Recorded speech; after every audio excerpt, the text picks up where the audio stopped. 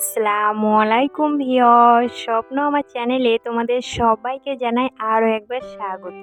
আরও একটি নতুন ভ্লগ নিয়ে তোমাদের মাঝে হাজির হলাম। আশা করি ভ্লগটি একটু হলেও তোমাদের দেখতে ভালো লাগবে, তো প্লিজ ভ্লগটি স্কিপ না করে দেখার অনুরোধ রইল। এদিকে দিদি সকাল সকাল ফ্রিজটা পরিষ্কার করার কাজে লেগে পড়েছে, আর এদিকে দিদা বানাচ্ছে রুটি। এরই মধ্যে দানিশও উঠে গিয়েছে, তো তাই ভাবলাম যে ওকে একটু কর্নফ্লেক্সটা আগে খাইয়ে দিই, তারপর আমি না হয় চা খাবো।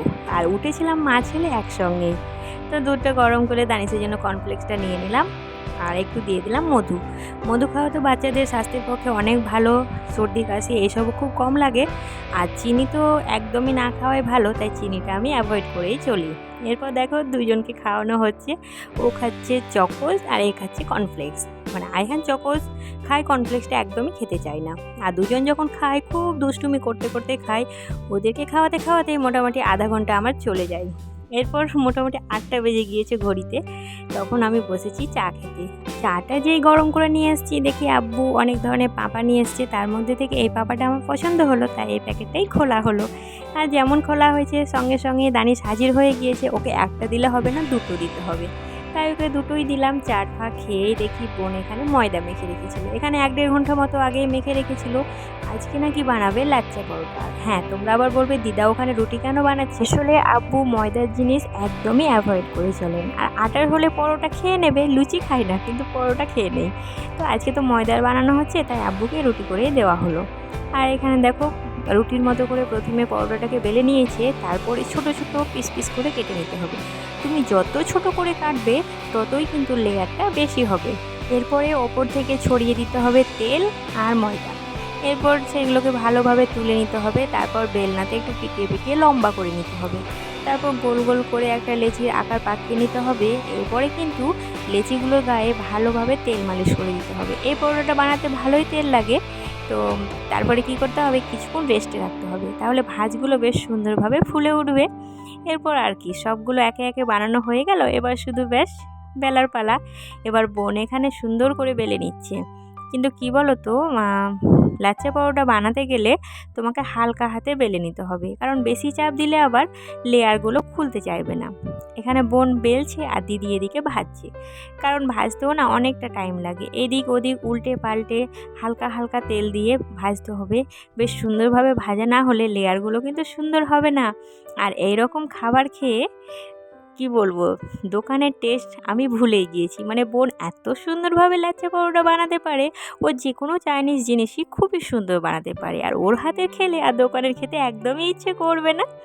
এখানে পরোটাটা তৈরি করা হয়ে গেল, তারপর বোন লেয়ারগুলোকে একটু খুলে নিচ্ছিল। আর এখানে বানানো হয়েছে দোকানের মতো তরকারি, মানে ওই কচুরির সঙ্গে যে তরকারিটা দেয় সেটাই। তো এর রেসিপিও তোমাদের সঙ্গে কোনো একদিন শেয়ার করব। দেখো আমাদের তো সবার বানানো হয়ে গিয়েছে, এবার শুধু খাওয়ার পালা। সবাই নিজে নিজে খেয়ে নিচ্ছি। তো তোমাদেরকে ছোট্ট একটি কথা মনে করিয়ে দিই, এখনও যারা আমার ভিডিওটিতে লাইক করোনি তারা প্লিজ একটি লাইক করো, আর সাবস্ক্রাইব করে আমার এই ছোট্ট চ্যানেলটার পাশে থেকে যেও, আর সুন্দর একটা কমেন্টের মাধ্যমে জানাতে ভুলো না যে আমার ভিডিওগুলো তোমাদের কেমন লাগছে। আর পাশে থাকা বেল আইকনটি অবশ্যই অল করে রাখিও, কারণ যখনই কোনো ভিডিও আপলোড করব সঙ্গে সঙ্গে নোটিফিকেশান তোমাদের কাছে পৌঁছে যাবে, আর তোমরা যখন ফ্রি সময় পাবে আমার ভিডিওগুলো দেখে নিতে পারবে। আমাদের সঙ্গে দানিশ আইহানও খেতে বসেছে, এদিকে মাহিরা লাবিব, হ্যাঁ লাবিব আবার পরোটা একদমই খায় না, তাই ওকে লুচি বানিয়ে দেওয়া হয়েছিল। আর দানিশ কিন্তু লুচির সঙ্গে তরকারিটা ভীষণ এনজয় করে। এরপরে দুপুরে বানানো হবে পোলাও, তাই পোলাওয়ের প্রিপারেশন নেওয়া হচ্ছিল। প্রথমে চালটাকে ধুয়ে জল ঝরিয়ে কিছুটা লবণ মাখিয়ে রেখে দেওয়া হলো। আর এদিকে কিছুটা মাংস দেখলে ওইটা কষে রাখা হবে, মানে এখানে অনেকটা পরিমাণে মাংস নিয়ে আসা হয়েছিল।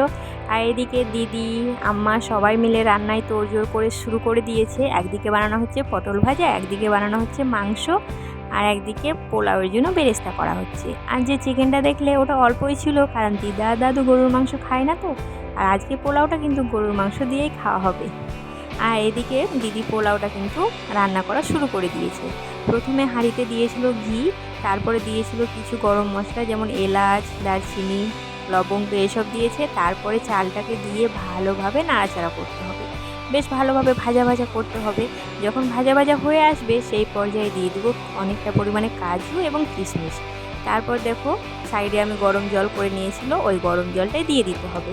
যতটা পরিমাণ চাল দিয়েছো তার ডবল জল দিলেই হবে। আর যদি পুরনো চাল হয় তাহলে অল্প একটু জল বেশি দিতে পারো।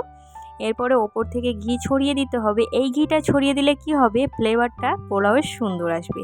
তারপরে আর কি, একটা গ্যাসের ওপরে তাওয়া বসিয়ে দাও, তাওয়ার ওপরে এই হাঁড়িটাকে রেখে হালকা আঁচে তুমি রান্না করে নাও। দেখবে সুন্দরভাবে তোমার পোলাও রেডি হয়ে গিয়েছে। আর নামানোর আগে তুমি বেরেস্তাটা ছড়িয়ে দেবে আর একটু ঘিও ছড়িয়ে দেবে।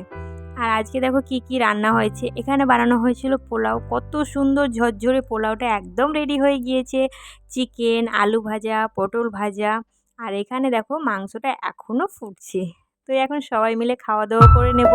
তাই ভাত বাড়ার জন্য এখানে আমি থালাটা ধুয়ে নিচ্ছিলাম আর দিদি এদিকে সব তরকারিগুলো নিয়ে যাচ্ছিলো। এখানে ফাইনালি সবার জন্য রেডি হয়ে গিয়েছে।